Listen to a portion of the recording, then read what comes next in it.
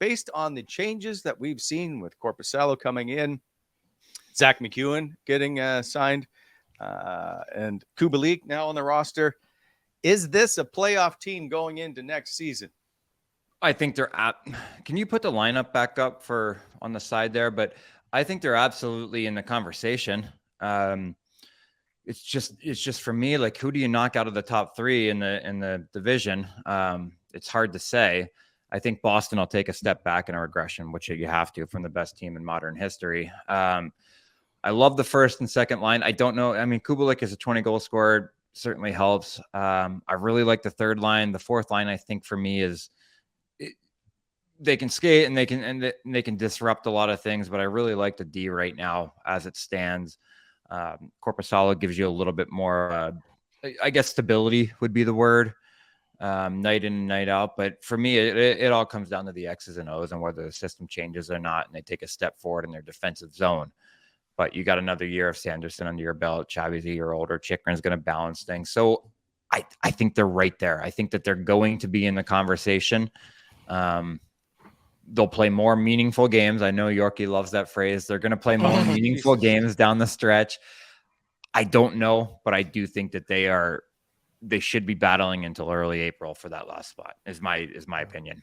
I just want to point out in our chat, Sean W. in the conversations quote means no. That's what he's dissecting from your wording. So we're going with that. I mean, I'm going to veer more towards a no than a yes, but that's only because I don't know how the team looks. Yeah. Not on paper. On paper, I'm not completely sold. I think they're better. I think that their best players are going to be their best players later into the season because they have some more experience under their belt, but I just don't know who you're taking out of the playoff seed. I don't know where you're finding those extra W's. Okay, but somebody always falters. Somebody always does. Yeah. The top 16 teams that played this year are not all going to be the top 16 that played this season coming up in the playoffs. Somebody's going to change. Well, there'll be more change in the East and the West because there's sure as shit only 8 good teams out there anyway. So there's going to be some changeover. I mean, if Boston regresses and they're 20 points less than they were the year before, they're still in the playoffs. Toronto's not coming out. Tampa Bay's most likely not coming out of the top 3. I mean, divisional games become more and more important this year than ever, don't they? Mm-hmm.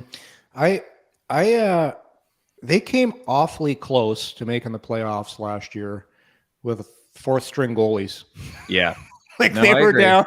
You were down to the nitty gritty. You had Mandalisi in there, and it was crazy. So, we're a little critical over the past summer, but I'm going to give some praise to the Korpisalo move.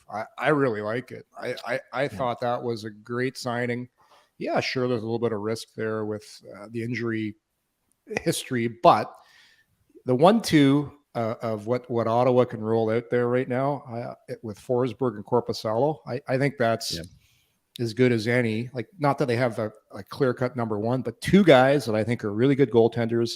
If they both stay healthy, and that's the key thing. It's always health. I think if they both stay healthy, the D, I agree with Bob. It's so much better. And also, too, everything comes down to health. If you look what happened last year down the stretch, Shabbat was hurt. Chychrun was hurt. It was crazy. Like, Sanderson's minutes went up to close to whatever he was, high 20s, 30s.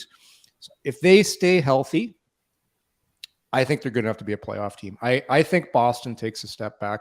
Boston made a pretty big move this summer. If you noticed what happened with their coaching staff, one of the reasons they were a really good defensive team, obviously, John Gruden, their D coach, got the head job with Toronto Marlies this summer. He's going to be the head coach there.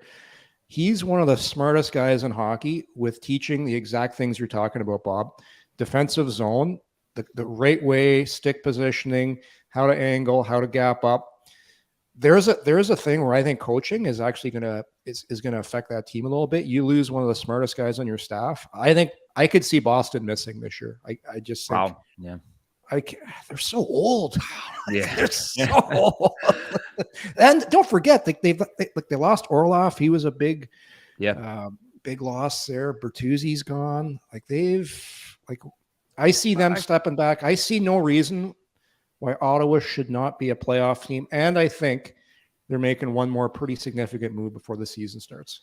So you think the team that set the modern day regular season record is just now going to fall out of the playoffs? I do. Wow. I do. Okay. I don't know. Is there a fountain of youth over there? Like, I love Bergeron. I love what they've done there. Well, I don't think he's back, right? Bergeron's gone, yeah. There's another guy. There's another guy gone. Who's taking all those draws? Who's playing all those? The guy just won the He won the. You just losing the Selke winner. Yeah. Yeah, but they just gave it to him now. For the love of God, he's still pretty. He's still pretty good. And Nick Lidstrom. Oh, he's on the ballot. Well, yeah, he's still pretty good. Okay, Bergie, you got to go back to Vegas again in June. You're just going to collect one more. He always goes to all the award shows, so they give it to him. So there's somebody there to accept the award. Yeah, he's still pretty good. He's still pretty good. Yeah. Boston's out. Trust me, they're out. They're done. Wow. Okay. Speaking of coming in hot, Bobby, that was always supposed to be you, the hot takes. Now it's all on Yorkie. The hot takes are that my hot take is that Boston finds a way to be in the top 3. And I'm going to say Ottawa misses by 1 or 2 points. That's it. But that's a guess. I don't know. I would help. Okay. Is so important. We'll see. I also would like to point out from here on out, after today's show, if anybody uses the term meaningful games, you will be making a $25 donation to charity. Deal. Okay. I'm in. I can't handle that term anymore.